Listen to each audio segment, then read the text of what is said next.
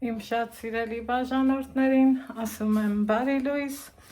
նորից գտնվում եք Անահիտի խոհանոցում, դե եթե խոհանոցում ենք, մի համոզում հաստատ պատրաստում ենք, սիրելի հետևորդներ ջան, քանի որ սեզոնն է այդպիսին, պատրաստել եմ տարաները, ուրեմն ինչ ենք անելու, ձմեռվա համար պատրաստություն ենք տեսնում, քանի որ ամառվա փուշը ձմեռվա նուշը չէ, այստեղ հիշենք մեր մեծերին, օրեր առաջ գնել էի մալինա և կրկնակի պատվիրել, քանի որ տեսակով ինքը շատ լավն էր, շատ ընտիր էր, հիմա նորից վերցրել եմ մալինան, էլի ուզում եմ համ սառեցնեմ, սիրելի հետևորդներ ջան, համ էլ ուտենք ու ձեռքի հետ էլ պահածու պատրաստեմ, գիտեք ժողովրդական լեզվով ասած, մալինան նույն ինքը ասպիրինն է, այսինքն շատ օգտակար է արյան համար, ջերմիչեցնող է, մի խոսքով նման հավես ու օրգանիզմի համար պետքական ու կարևոր գործերի համար է նախատեսված։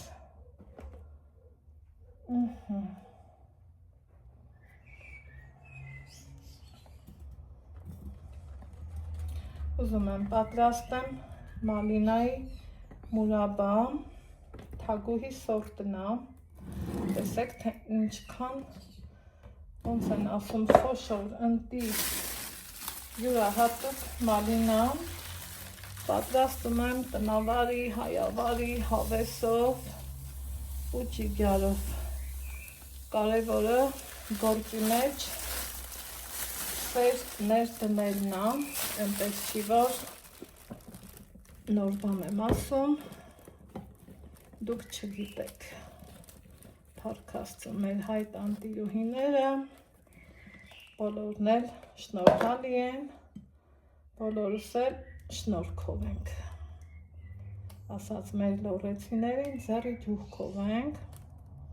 այս մեկ ինչ ընտիր է, այնքան անուշ ու լավ է բուրում, սիրելի հետևորդներ, կարևորը ինքը պոչիկների ցուրկ է ու լավն է շատ, մի փոքր էլ ստեյց կավելացնեմ, մտածում եմ, ամանը փոքր չի լինի, չէ, ինչ կասեք, մի քիչ էլ շաքարավազ, տեսնում եք, ինչքան ընտիր, լավ բարակուա, մի կիլո եմ ուզում եփեմ, շաքարավազը ինձ մոտ կշռում էր 2 կիլոգրամ, այս անգամ ուզում եմ 1-ին 1 լցնեմ, միշտ 1 կիլոյի համար 800 գրամ էի նախատեսում, հիմա ուզում եմ 1-ին 1 լցնեմ, օշարակը խիտ լինի, կարճ ու կոնկրետ ասած, տատիկի բաղադրատոմսով եմ եփում, սիրելի հետևորդներ ջան,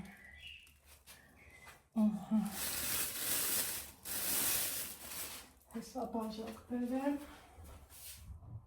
որ բաժակով չափը ճիշտ բռնեմ, համ հավասարաչափ լցվի, այսենց, համ էլ, այ հիմա ճիշտ է,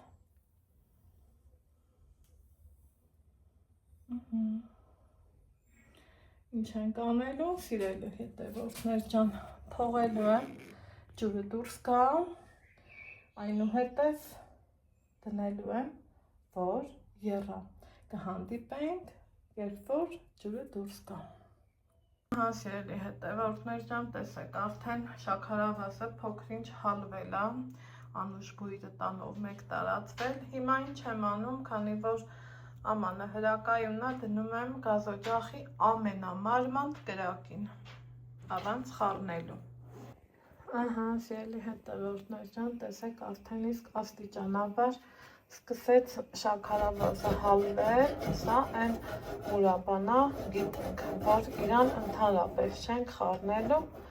այլև թափահարելու ենք։ Հիմա սպասեմ եռը մի քիչ ավելանա, երեսի շաքարավազն էլ հալվի, որից հետո կասեմ ինչ եմ անելու։ Դե հիմա սիրելի հետևորդներ ջան, մի հատ նայեք իրա գույնին, ինչքան հաճելի ու անուշ գույն է։ Տեսնում եք, որ շաքարավազն ամբողջությամբ հալվել է, ես այսպես թափահարել եմ, չեմ խառնել, որ պտուղները ամբողջական մնան։ Սպասելու եմ 5 րոպե եռա, անջատեմ, մինչև լավ սառի։ Բավականին ժամանակ է անցել, սիրելի հետևորդներ ջան, նախապատրաստել եմ բանկաները, որի մեջ լցնելու եմ և մուրաբան տեղը տեղին սառել է, իրան չենք խառնելու, փրփուրը չեմ հավաքելու, բայց վերցրել եմ այսպես քամիչին նմանվող խոհանոցային թիակ և հատիկները ուզում եմ առանձնացնել, պտուղները,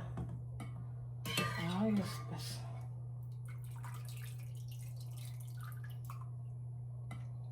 Այնուհետև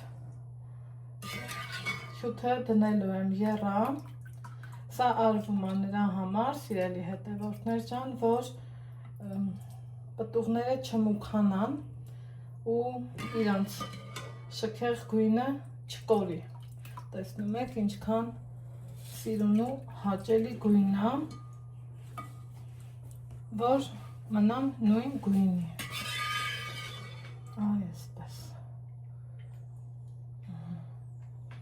Դնեմ, սպասեմ եռը գա, մի 5-7 րոպե կեռացնեմ, որից հետո ավելացնելու եմ այս հատապտուղները, որ գտնվում են կիսաեփված վիճակում։ Կհանդիպենք փոքր-ինչ անց։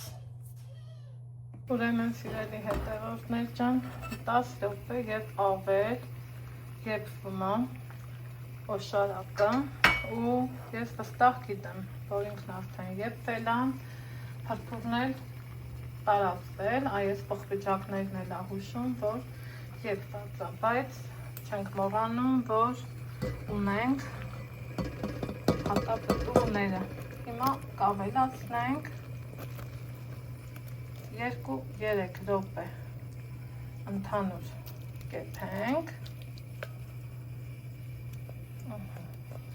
դիտավորյալ գդալով, թիակով, նմանատիպ գաջեթով չվերցրի, որ տեսքից ու կառուցվածքից չընկնեն մալինաները։ Ու տեսեք, թե ինչքան իրանք համ սիրուն գույնով են մնում, համ ամբողջական։ Սպասեմ եռը գամ, կրկին անգամ ասում եմ, փրփուրը դեռ չեմ հավաքում։ Ահա, սիրելի հետևորդներ ջան, այստեղ տեսնում ենք, որ մուրաբան այսպիսի տեսքով եփվում է, եռում է։ Ես հասկանում եմ, որ ինքն արդեն պատրաստ է։ Ու կսկսեմ այս անկյուններից փրփուրը հավաքել։ Մարդիկ կան, որ թողնում են սառը վիճակում, տարբերություն չկա իմ համար։ Այսպես։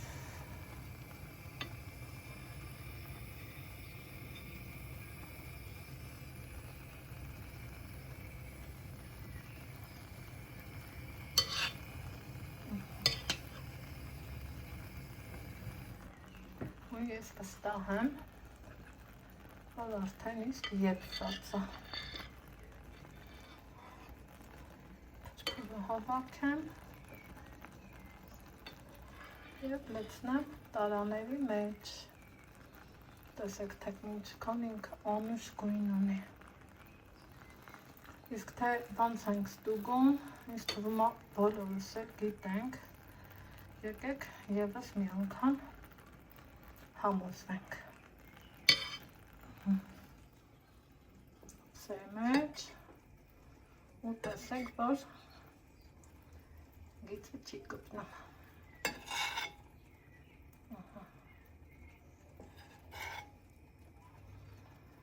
Մեր տատիները ստուգում էին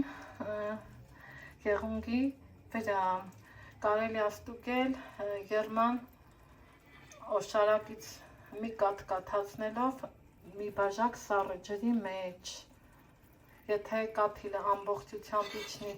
բաժակի հատակը, նշանակում է եփված է։ Հիմա իմ մուրաբան է եփված, անջատեմ, թողեմ հանգստանա եւ այս անգամ չգիտես ինչի որոշեցի տակ լցնեմ։ Որ տեսեք, որ գիծը մնաց։ Անջատեցի։ Վերջ։ Մի 5 րոպե ժամանակ անցել, մուրաբան հասցրեց հանգստանալ։ Սիրելի հետևորդներ, սա այն մուրաբանն է, որ կարող եմ եւ տաք լցնել, եւ սառը։ Եվ նայեք իր անուշ գույնին, ինչքան ինքը ընտիր ու լավ է ստացվել, էլ չասեմ բույրը, բա բույրը, այստեղ են չէ ասում, բա բույրը,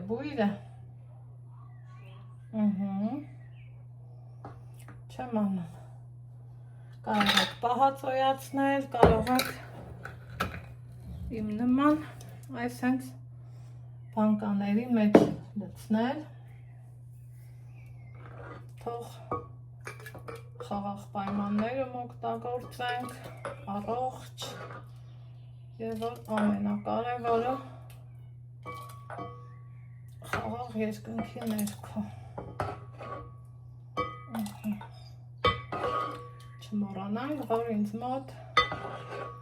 կշռում էր ընդամենը 1 կիլոգրամ եւ եփեցի տատիկիս բաղադրատոմսով։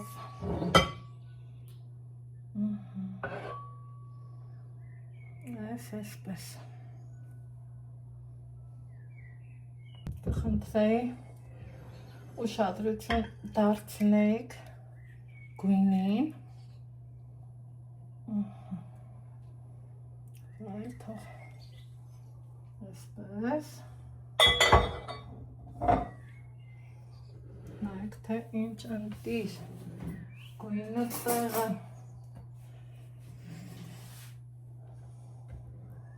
Փայլը տեղը։ Անուշ համոհոտով մուրաբա ստացվեց, հյութն ու պտուղն էլ միահավասար չափի։ Դե ինչ, ձեզ ասում եմ ստեսություն, լավ եղեք, առողջ ու երջանիկ, ուրախ ծնվեր բոլորիս։